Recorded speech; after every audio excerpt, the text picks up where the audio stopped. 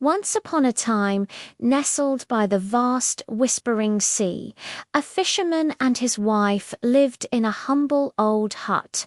Every single morning, the fisherman would make his way to the cliffs, casting his line into the shimmering water below. He was a simple man, content with his life, finding joy in the salty air and the rhythmic crash of the waves. His wife, however, was a different story. She saw only the cracks in their walls and the simplicity of their meals, her heart filled with a constant, nagging dissatisfaction. She always complained, always wanting more. One fateful day, the fisherman felt a powerful tug on his line. He reeled it in with all his might, expecting a grand catch, but what he found was something far more incredible. It was a fish, yes, but this fish shimmered with an otherworldly light, and its eyes held an ancient wisdom. To his astonishment, the fish spoke. It revealed that it was no ordinary fish, but an enchanted prince trapped in this scaly form. It pleaded, its voice filled with desperation. "Please, kind fisherman, let me go. Set me free, and I shall be forever in your debt." The fisherman, with his good and gentle heart, didn't hesitate. He unhooked the magical creature and watched as it disappeared back into the depths.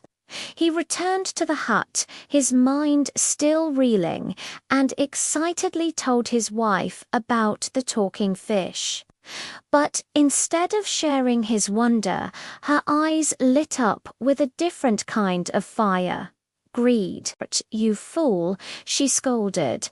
"You met a magical fish and asked for nothing.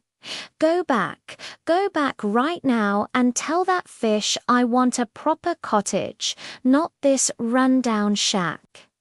The fisherman, wanting to please her, trudged back to the sea. He called out, and the magical fish appeared from the waves. He explained his wife's wish, and with a swirl of water, the fish granted it. When the fisherman returned home, the old hut was gone. In its place stood a beautiful, cozy cottage with a blooming garden. For a moment, his wife seemed happy, but a moment was all it was. Soon, the cottage felt too small. "A cottage is for common folk," she declared. "I want a palace. Go back and tell the fish I want to live in a grand stone palace with servants and guards." So the fisherman went back to the sea, which was now turning a murky grey, and called for the fish. The wish was granted. They now lived in a magnificent palace, draped in silks and velvets. The wife wore a crown and called herself queen. But even this wasn't enough. Why just a queen? She schemed. I should be emperor, ruling over all the lands. The fisherman, his heart heavy, obeyed. He went back to the sea, which was now dark and churning with angry black waves. He called for the fish, and once again the wish was granted. She became the emperor, powerful and feared. But her heart was a barren wasteland, emptier than ever. The more she had, the more she wanted. Her ambition knew no bounds. One day, she looked to the sky and made her most audacious demand yet. "I am tired of the sun and moon doing as they please," she announced. "Go to the fish. Tell him I want to control the rising of the sun and the coming of the moon. I want to be a god." The fisherman, trembling, went to the sea for the last time. A terrifying storm was raging. The sky was black as ink, and the waves crashed like thunder. He screamed his wife's wish into the tempest, and then, silence. The storm stopped. The palace, the crown, the power all vanished. The fisherman found himself back in front of his small old hut. He rushed inside, but his wife was gone. She had disappeared as if she had never existed. Days turned into weeks, and the fisherman was heartbroken.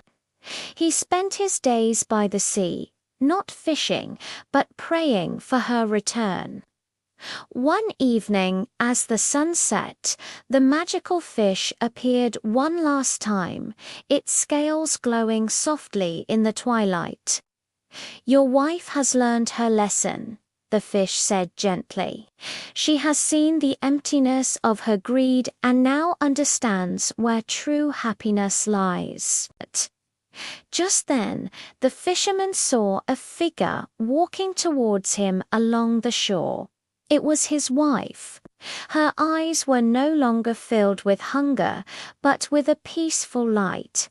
She had returned, realizing that happiness wasn't in palaces or power, but in the simple warmth of their love and the quiet beauty of their life by the sea.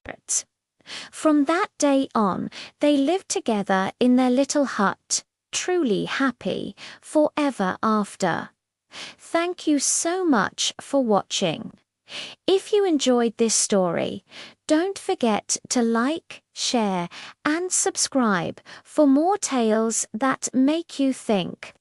See you next time.